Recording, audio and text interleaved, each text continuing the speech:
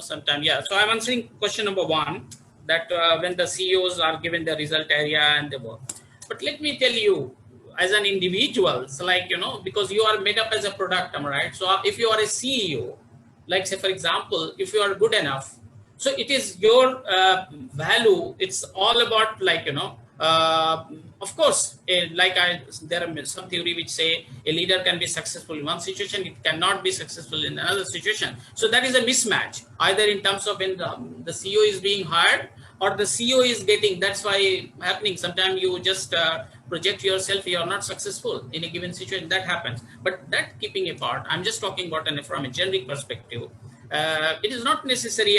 So it is very important to have those values first. If those values of success is ingrained in individuals, and then he can be successful. Of course, his return on investment is very important. So he must be also trained for that. It is not to being goody is taking you. You have to make a fine balance. So of course you have to look at, but how you visualize and how you operationalize your vision or goals, that's the key issue. So your values and your overall that ethical positioning helps you. And then if you are good in empathy, to chart that process and all. So it is going to help out, nothing, am I right? So if you are good enough, you will be successful in all situations, all demanding situations, right? Understand? Like say for example, any Sepoy and all, or Marine, US Marine, he is given those big guns. You have to use his mind. They take not the test for emotional intelligence, because you have to control your anger. Otherwise, I don't know how many people you are going to kill and all. So one thing is, of course, your return on investment, but the most important thing is to be carrying those values and all. This is very important, right? So, but I'm developing that kind of mindset and all. So that's why you have to have a positive mindset. So it is not that what I'm doing. This is the fine balance. This is the whole. If you look at the humanity itself, like as a Muslim, sometimes we look at, okay, how to look at deen and dunya. So it is the balance, am I right? That is the real test of you. So you have to conduct yourself in a given way.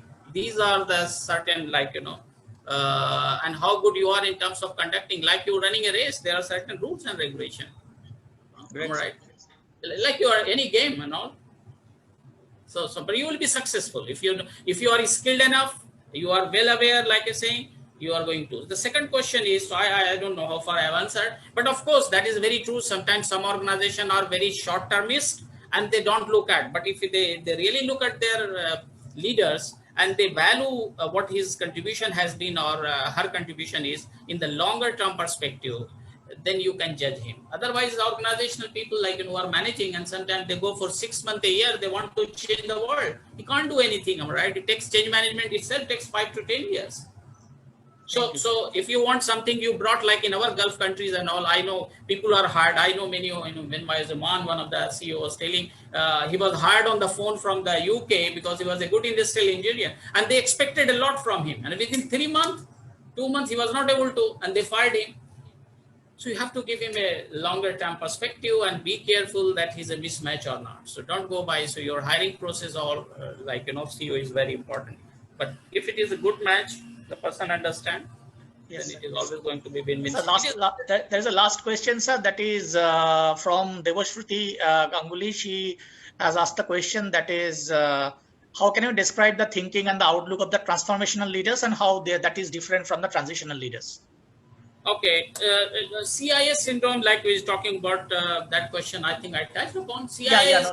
Yeah, that one's pending. Yes, sir. Yes, sir. I forget the question. What you said? CIA is. CIA was a question. Was that there? The question came from a student. That is, what are the reasons for CIA complacency? Reason. Yeah, it is all about how we learn. So this is all learning. It is CIA or anything.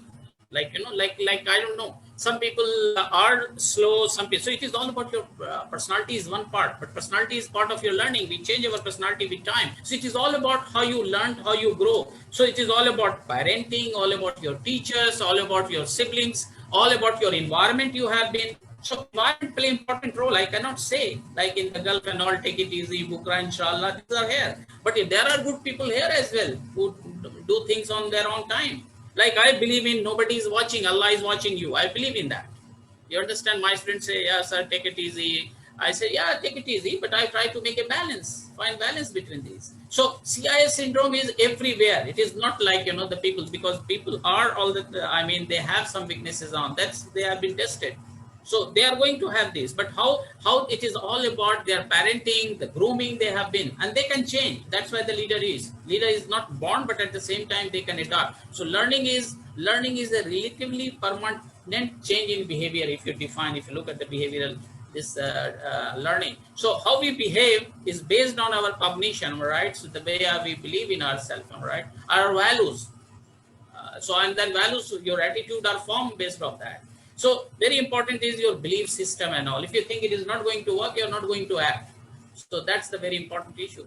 So your attitude is formed because of your value, your thinking process, your thought process and all. So that's why with the childhood is very important. Younger generation, we try to, and sometimes even in any age we learn. Sometimes you didn't learn much in child, but you learn. My son was up to 17 with us, and when I sent him to US, he's a different person altogether.